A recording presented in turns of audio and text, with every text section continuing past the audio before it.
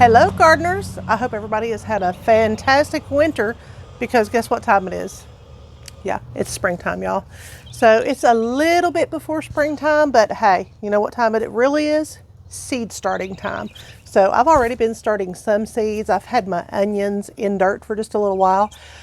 I've had some beets in some dirt for a little while, and today I'm going to be planting some of my favorites, and it's the tomatoes and the peppers. Probably should have already had the peppers planted, but time has gotten away from me, but we will catch up anyway. So here in Northeast Tennessee, we usually, well, there used to be a saying that you could not put anything out before May 10th. And I went by that rule for the longest time, but weather patterns have changed, and the average last frost date changes every year anyway because it's an average. So the last average frost date for 2024 is somewhere between April 21st to the 30th.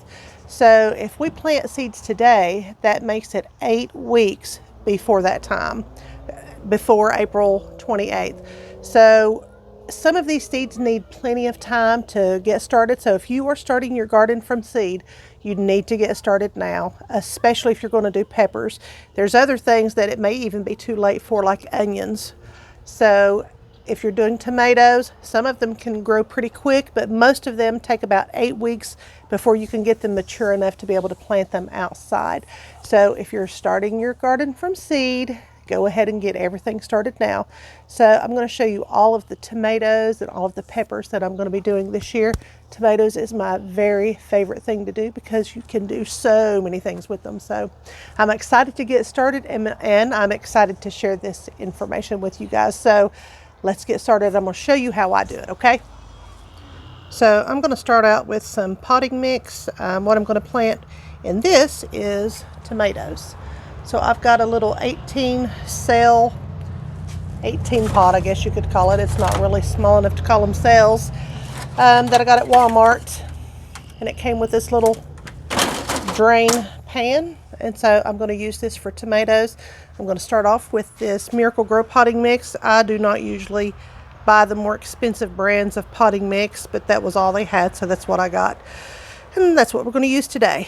So let's get started. Now, I almost always have to upsize my tomatoes before it gets warm enough to get them outside. So this year I thought I would just start off with pots that are a little bit bigger. So we'll see how that works out. I've not done that before. What I usually do is start off with smaller pots, and then if they outgrow the pot that they're in, I just put them in a bigger pot. And honestly, I think that tomatoes really thrive from up potting, so to speak. They like it for some reason. And this is not a good potting mix.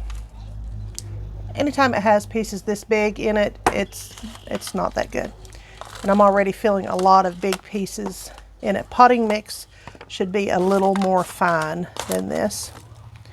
And I have actually run across this the last few times that I've bought potting mix. It used to be a lot finer than that.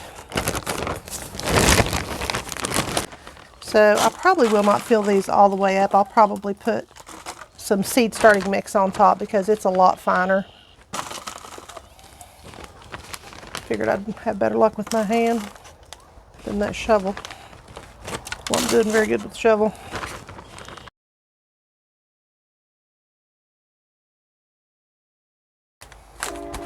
Now be sure and pack it in there a little bit. You don't want your dirt to be too loose, or it's just going to pack itself down once you start to water it, and you don't want all those air pockets in your pots anyway. So I'm going to fill these. Maybe there's a daggone rock in it. Oh my gosh, ridiculous. Well, I will never buy this Miracle-Gro soil again.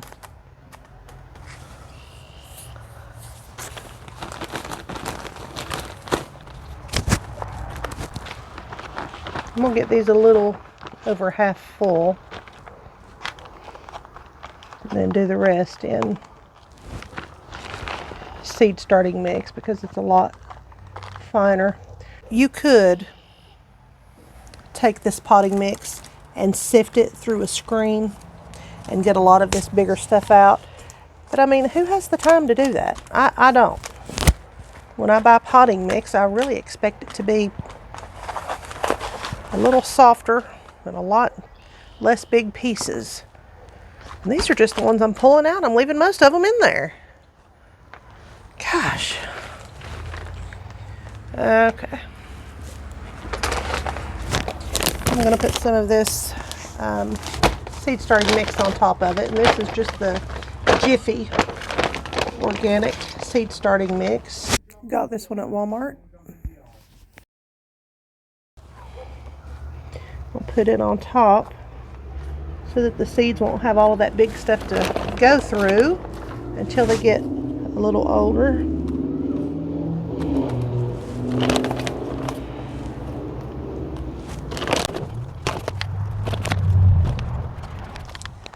So starting tomato seeds is always so hard for me because I have so many and I want to grow them all, but you can't grow them all.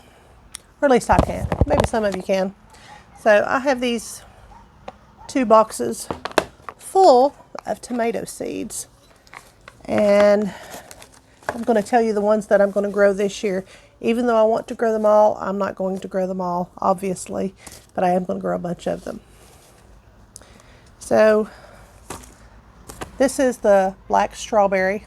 I grow this every year. And a lot of people are not crazy about the black strawberry, even though it is probably one of the most beautiful tomatoes you will ever see. It is considered a cherry tomato, but it's more of a saladette size. But it has more of a traditional tomato flavor instead of that sweet flavor that typically comes along with the cherry tomatoes. So it's a good tomato. I think people just do not expect that acidic flavor like a regular heirloom tomato or something. So anyway, it is a good tomato and it is so beautiful in salads, whether it's a macaroni salad or just a traditional salad. It is so beautiful in your salad, so I always grow that one. Next, I don't have a picture of this one. I'll see if I can find one and insert it right here. But the German Johnson is a tomato that will always be in my garden. It is an heirloom. It gets really good size and it is delicious. It is probably to date still my favorite tomato. I think last year I done a taste test between the German Johnson and what was the other one? I forget the other one. Okay, I found it. It's the Soldaki. It was the Soldaki that gave the German Johnson a run for its money. So I had a really hard time picking between the two, but I think all in all, I still picked the German Johnson if I remember correctly, but they were so close, I honestly don't remember. But both of those tomatoes will always be in my garden. Another one that I tried, now this one does have a picture, last year. Last year was the first time it was in my garden, and it's called the Sartre Rollois. And oh my goodness, what a treasure I found in this tomato. It is an heirloom. It is big. It is a yellow tomato with purplish black on the shoulders. And it is so delicious. It's a really mild flavor. It has some sweet undertones to it. I'm telling you, if you like tomatoes that have that little sweet undertones to it, or any kind of yellow or orange tomato, you will love this tomato. I think it has probably beat out my old favorite yellow tomato. And talk about beautiful. I don't know if you guys seen me post any pictures of this tomato out of my garden last year, but the picture on this package does not do it justice. It is by far one of the most beautiful tomatoes that's ever been in my garden. It is just lovely. Here's a couple pictures of the ones that I grew in my garden. This one was well over a pound, as you can see on the scale. And this is one that was just growing in the garden with the sun shining on it. It was just beautiful. My very favorite yellow tomato before the Sartre Rollois showed up was the Dr. Witchies. Some people call it Dr. Wykes, Dr. Wishes. So it's spelled W-Y-C-H-E-S, Dr. Witchies. I just call it Witchies because I like calling it that. Anyway, so that used to be my favorite yellow tomato before I tried the Sartre Rollois. The Big Rainbow, I have just a few seeds left of this one. I have some that I saved as well though, but the Big Rainbow used to be my all-time favorite tomato, and it still ranks right up at the top. It is such a delicious tomato. It is multicolored. It is red and yellow, and it also has some sweet undertones. If you have watched me very long, you know that the tomatoes with the sweet undertones is my favorite. So that's how the big rainbow is, and it is so beautiful. When you cut into it, the striping of the red and yellow together goes all the way through the tomato, and they get big. It is an heirloom as well. That tomato will always be in my garden too. That one does not produce quite as much as I would like for it to, and it always struggles, but it is worth it to me to be able to get those delicious tomatoes that it produces. So 2 new ones that I'm going to try this year. This one is called Honey Drop, and it is a cherry tomato. So this one is supposed to give the Sun Gold a run for its money. And I like what the advertisement says on the front of it. It says, if Sun Gold came in rainbow. So this one is not just yellowish gold like the Sun Drop. It has some red in it too. So I'm really excited to try this. And I am also going to grow the Sun Gold so I can compare the two. I've done another tomato. I'm not going to do it this year. I've done this one for a couple years in a row, and it's good, don't get me wrong, but it's not knock your socks off good, and that's what I like to have, especially for how beautiful it is. That is a beautiful, beautiful cherry tomato, and they are so gorgeous, especially as they develop on into the year. They get even more red striping through them. They are just so beautiful, and they're good, but they're just not as good as I wanted them to be, I guess. So the other one that I'm really excited to try is by Burpee, and it is the Burpee's Super Steak Hybrid. I don't grow a whole lot of hybrids, but I do grow some of them.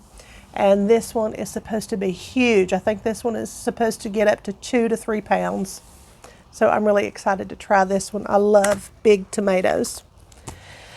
I'm also going to do some San Marzano. I don't do a whole lot of paste tomatoes, but I do some because I've not had a whole lot of luck with them in the past. I just don't get a whole lot of tomatoes off of it. But what happened last year was in my, I guess you could call it my little dump pile out there where I put extra weeds, extra stuff that is no good. If I have fruit that's gone bad, I just toss it over in there, and then we will burn it at some point. Well, before we got to burn it, stuff started growing out of there. And these little paste tomatoes was one of the things that grew out of there. And they grew so prolifically out of that daggone pile that it made me want to try them again this year. But of course, it's probably because there's so many nutrients right there where we get rid of stuff at. But I do want to try it again. The only problem is that I'm not sure if it was the San Marzano or the Romas, but I think it may have been the San Marzano. So anyway, I'm going to grow the San Marzano again this year. I'm going to give it another go and see if I can get some wonderful paste tomatoes.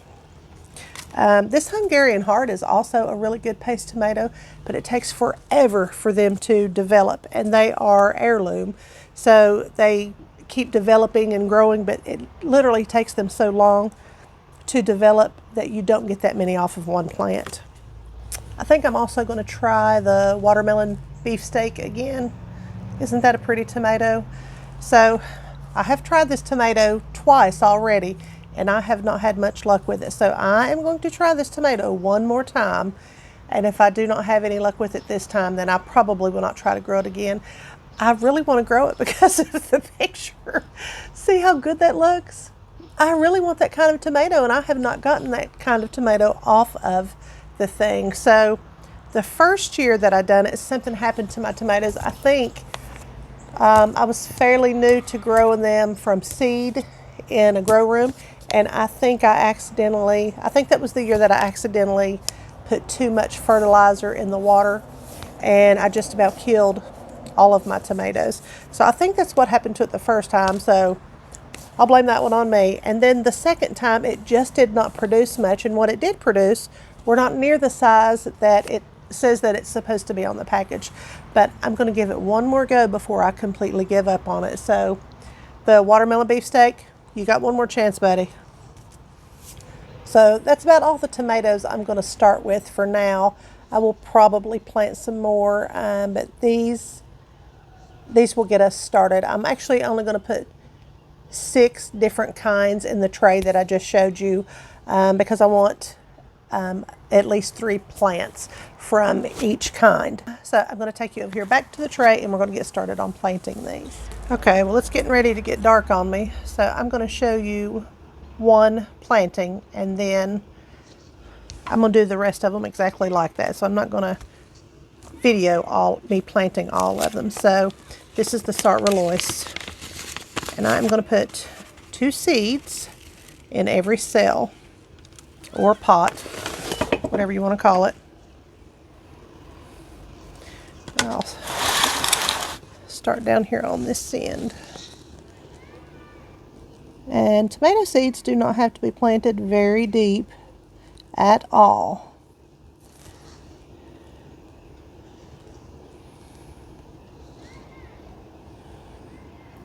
Seeds, as a general rule, they say to plant it as deep as it is wide. And you know, when you look at the tomato seed, that's not very deep because they're not very wide.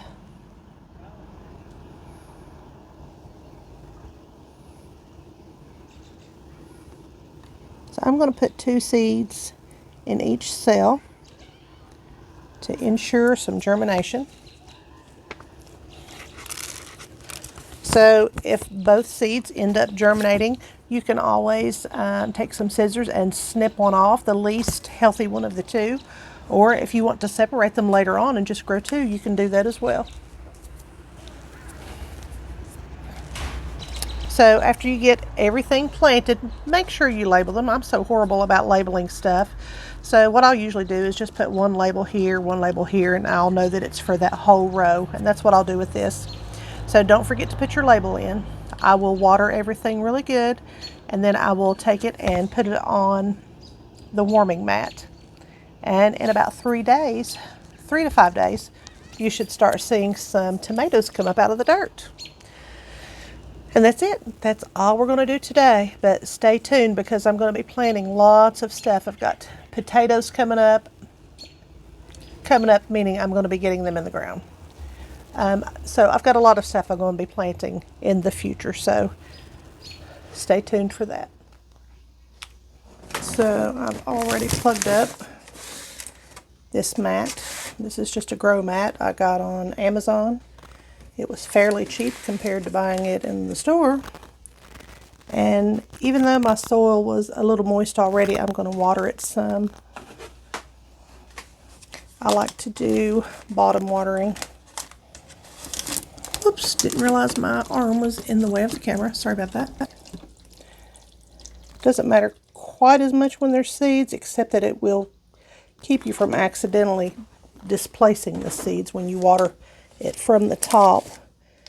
But as they get bigger, it keeps you from getting the leaves wet. So I like to do bottom watering. So I put in a little less than a half a gallon.